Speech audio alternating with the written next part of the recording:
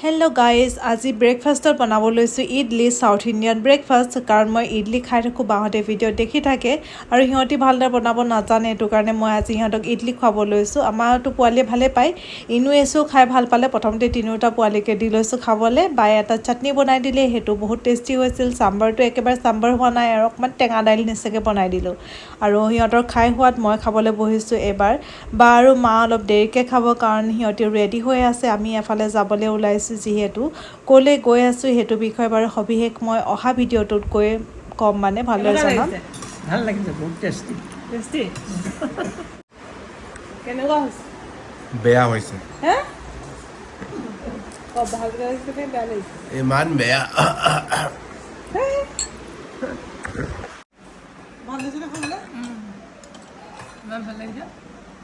এয়া খাই বৈ উঠি আমি ওলালোঁ যাবলৈ আমি এখন গাড়ীত আমি কেইটা গৈছোঁ প্ৰকাশ মই ইনু ইছু আৰু জেনিত আৰু বেলেগ এখন গাড়ী বুক কৰি বাহঁত গৈ আছে ক'লৈ গৈ আছোঁ